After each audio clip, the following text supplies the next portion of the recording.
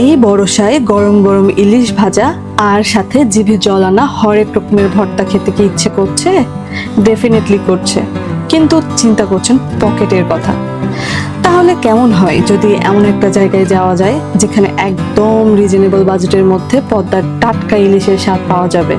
Yes, it's possible. চলুন দেখে নেই সেই জায়গাটা কোথায়।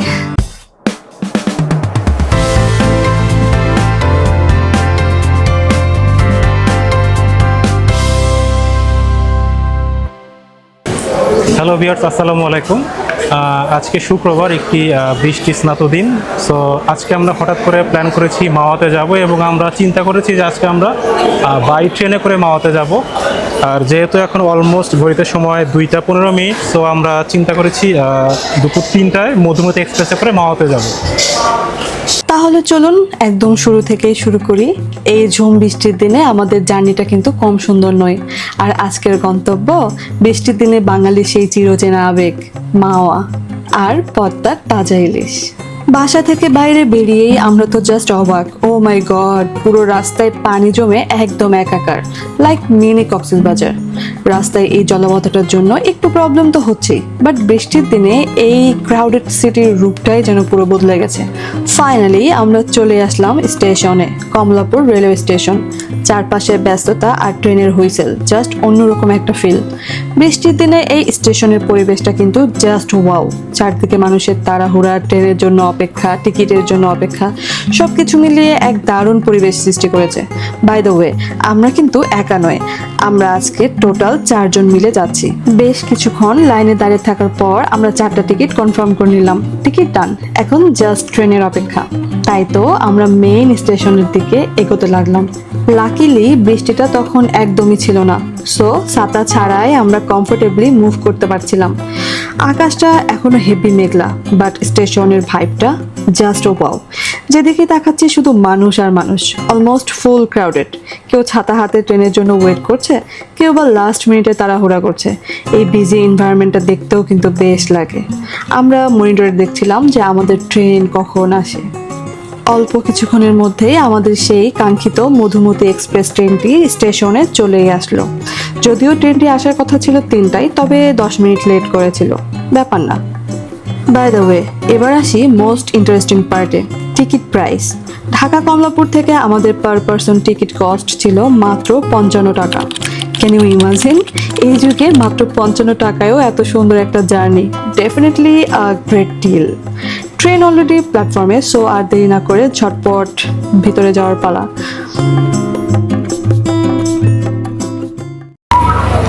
আমরা এখন ট্রেনে বসে আছি, এখনো ট্রেন ছাড়েনি। সত্যি কথা বলতে আজকে আমাদের 11:20 ট্রেন ধরার কথা ছিল, কিন্তু আনফর্চুনেটলি বৃষ্টির কারণে আর আমাদের একটু দেরি হতে আমরা সেই ট্রেনটা মিস করি। ফাইনালি আমরা 3:10 ট্রেন ধরেছি, মধুমতি এক্সপ্রেস। এখনো যায়নি, আবারও ঝুম বৃষ্টি। জানি না আজকে আমাদের বৃষ্টি বিলাস হচ্ছে, মোট কথা। সবকিছু তো আপনাদের সাথে শেয়ার করবো ইনশাআল্লাহ, সাথে থাকবেন। বলতে বলতে ঝুম বৃষ্টি তো শুরু হয়ে গেল। আর আমার যেহেতু বৃষ্টি অনেক ভালো লাগে, আর বৃষ্টির দিনে চুরি পরে হাত ভেজাবো না বৃষ্টির পানিতে, তা কি করে হয়, একটু রং ঢং করলাম আর কি। And the journey begins. Train already station ছেড়ে বেরিয়ে গেছে। একটা মজার ব্যাপার হলো, আমরা কিন্তু সিটের টিকিট পাইনি, পেয়েছিলাম জাস্ট স্ট্যান্ডিং টিকিট, মানে দাঁড়িয়ে যাওয়ার প্রিপারেশন ছিল আজকে আমাদের। কিন্তু ভাগ্যক্রমে ট্রেনের উঠেই আমরা সুন্দর সিট পেয়ে গেলাম, সো দাঁড়িয়ে যাওয়ার টেনশন একদম ভ্যানিশ। এখন জাস্ট উইন্ডো সিটে বসে ঝুম বৃষ্টি আর ট্রেনের ঝকঝক শব্দ শোনার পালা। ট্রেন এখন ফুল স্পিডে, আর এই মোমেন্টে উইন্ডো সিটের বাইরের ভিউটা জাস্ট ম্যাজিক্যাল। আকাশ জুড়ে মেঘের ঘনঘটা, আবার কখনো ঝুম বৃষ্টি, সেই সাথে জানালা দিয়ে আসা ওই ঠান্ডা হাওয়া, সত্যি অন্যরকম একটা পিস। বাইরের তাকাতেই চোখ পড়ছে দিগন্ত জোড়া সবুজ নেত্রপথ আর চিরচেনা গ্রাম বাংলা। ট্রেনের ওই ঝকঝক শব্দ আর সাথে প্রকৃতির রিফ্রেশিং রূপ, ট্রাস্ট মি, শহরের সব ক্লান্তি জাস্ট এক নিমিষেই শেষ।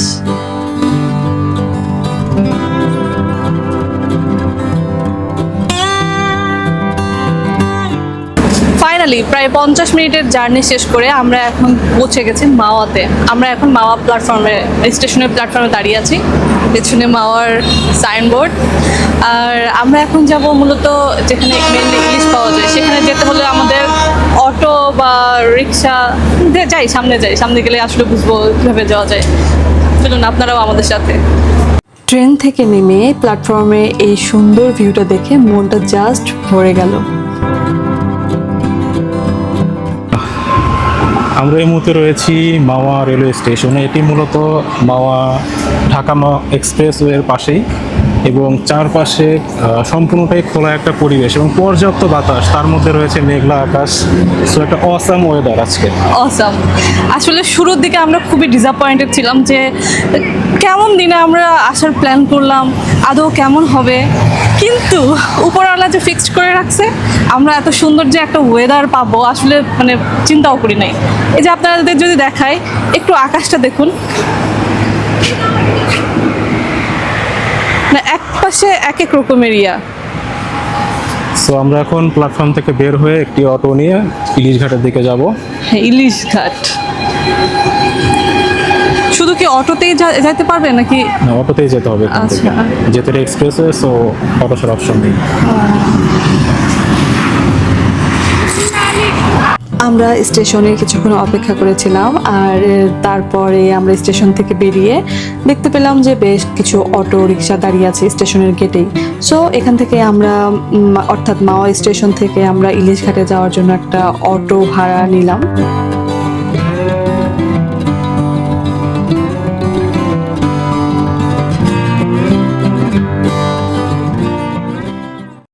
ফাইনালি আমরা চলে এলাম মাওয়া ইলিশ ঘাটে।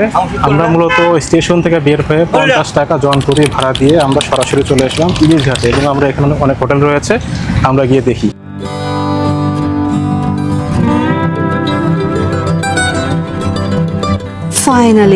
ফাইনালি আমাদের পা পড়লো সেই কাঙ্ক্ষিত ইলিশ ঘাটে।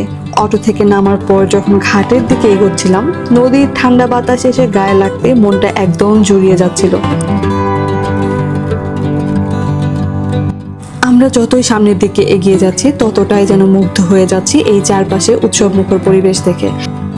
সামনে দেখা যাচ্ছে সারি সারি ট্রলার আর পদ্মার উত্তাল ঢেউ। এই মেঘলা আবহাওয়ায় ঘাটের চারপাশের পরিবেশটা জাস্ট দেখার মতো লাগছিল। পদ্মা নদীর পাড়ে খোলা হাওয়ায় আমরা কজন ছোটবেলায় পড়েছিলাম পদ্মা নদীর মাঝি, কিন্তু সেই মাঝিকে আজকে আমরা দেখতে পাচ্ছি।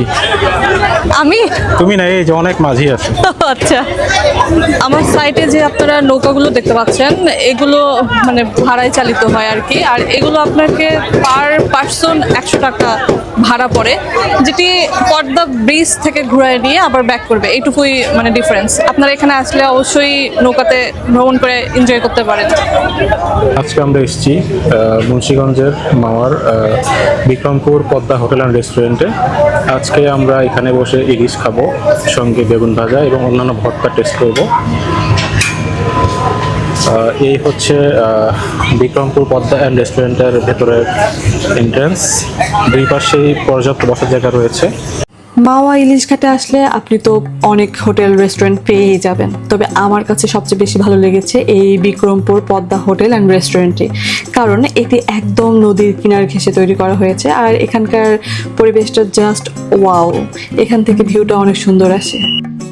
এই তো তারপর আমার হাজব্যান্ড আর ভাইয়া মিলে মাছ চুজ করতে গেল। তারা দেখছিল বিভিন্ন ধরনের মাছ আর দরদাম করছিল। রাখবেন কত তাইলে? নেয়ার মধ্যে একটা দাম বলেন না কাকা। 11 টাকা। হ্যাঁ, কি আপনি তো একদম চাইলেন। দিয়ে দিলেন। দাম বলা অপশন আছে? 600 টাকা দেই। হ্যাঁ 600 দিছি।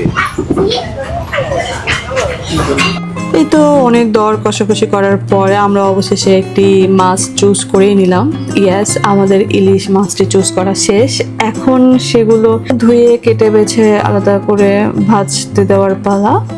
কিন্তু আপনাদের একটা কথা বলে রাখি, এখানে যদি আপনারা আসেন তাহলে অবশ্যই যে ইলিশ কিনবেন তার প্রচুর দরদাম করেই কিনবেন, কেননা তারা ইলিশ মাছের দাম অনেক বেশি রাখে এখানে, শুরুতে বেশি চায়। আপনারা দরদাম করে সেটিকে কমিয়ে আনতে পারবেন।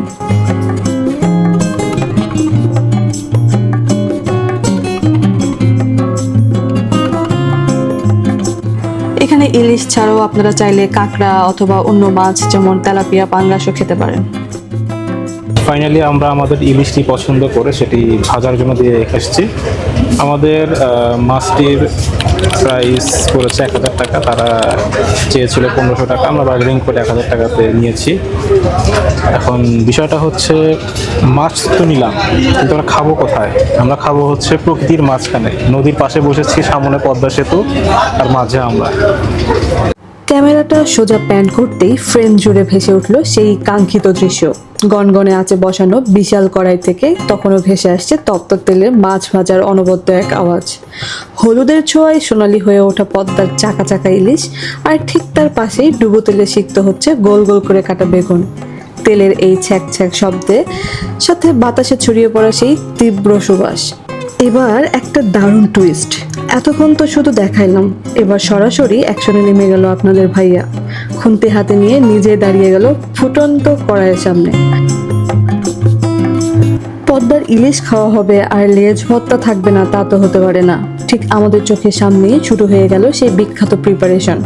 মচমচে করে ভাজা ইলিশের লেজটাকে প্রথমে খুব সাবধানে কাটা ছাড়িয়ে আলাদা করা হলো। তারপরে ফ্রেমে এন্টে নিল খাঁটি সরিষার তেল, কুচকানো পেঁয়াজ আর কড়া করে ভাজা শুকনো মরিচ। ব্যাস, হাত দিয়ে যখন সবকিছু একসাথে ডলতে শুরু করলো, চারপাশে বাতাসে সরিষার তেলের ঝাঁজ আর মরিচের সেই তীব্র সুবাস পুরো মাতাল করে দিচ্ছিল। গরম ভাতের সাথে এই লালচে রঙের লোভনীয় ভর্তাটার কম্বিনেশন যে কতটা মারাত্মক হতে যাচ্ছে তা এই মেকিং দেখলেই 100% শিওর হয়ে যাওয়া যায়। মাওয়া ঘাটের আসল আকর্ষণই তো এই জায়গা।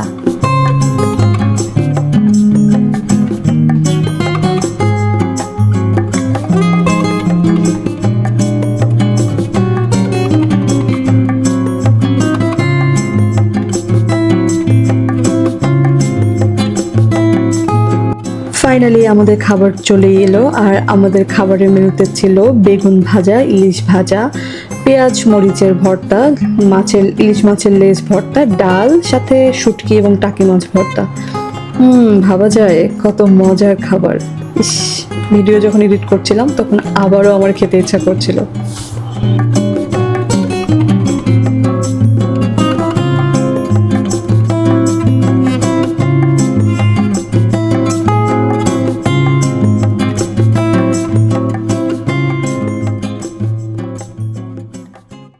অবশেষে আমরা খেতে বসেছি এবং খাওয়ার মাছ পদে রয়েছি। আমরা মূলত যে মাছটি অর্ডার করেছিলাম, মাছটি খেতে যথেষ্ট মজা ছিল। এর সঙ্গে আমরা বেগুন ভাজি নিয়েছি, মাছের লেজ ভর্তা ছিল, এর সঙ্গে টাকি মাছ ভর্তা নিয়েছি, পেঁয়াজ ভর্তা নিয়েছি। সব কিছু মিলে একটা অস্থির খাবার হয়েছে আজকে। এরকম ওয়েদারের সাথে খাবার, খোলামেলা পরিবেশে খুবই খুবই খুবই দারুণ। আসলে সচরাচর এটা পাওয়া যায় না। বিভিন্ন চড়াই উতরাই পার করে তো আমরা মাওয়াতে আসলাম, খাবার খেলাম, এনজয় করলাম। এখন আমরা রওনা দিব আমাদের বাড়ির পথে। এখন আমাদের গন্তব্য ঢাকা।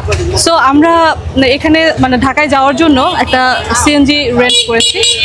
আপনারা চাইলে বাসেও যেতে পারেন, তবে রিজার্ভও করতে পারেন। আর আপনাদের এখানে যদি সিএনজি রিজার্ভ করলে সিএনজি ভাড়া পড়বে 500 টাকা। ইয়েস, মোট কথা হলো যে আপনাকে বার্গেনিং করতে হবে। ওরা অনেক চায়, কিন্তু বার্গেনিং করলে ভাড়াটা কমায় আনতে পারবে। তপ্ত ভাতে পদ্মার খাঁটি ইলিশের এই স্বাদ এক কথায় অতুলনীয়। 55 টাকার ট্রেন জার্নি থেকে শুরু করে এই রাজকীয় ভোজ, আমাদের আজকের দিনটা ছিল একদম সার্থক। ভিডিওটা ভালো লাগলে জলদি একটা লাইক দিন, কমেন্ট করে জানান কেমন লাগলো, আর অবশ্যই চ্যানেলটি সাবস্ক্রাইব করে আমাদের সাথে থাকুন। আর হ্যাঁ, আমাদের আগের ট্রাভেল ব্লগগুলো মিস করেছেন যারা, তারা অবশ্যই চ্যানেলে গিয়ে দেখে আসুন। দেখা হচ্ছে জলদি নতুন কোনো জার্নিতে। আল্লাহ হাফেজ।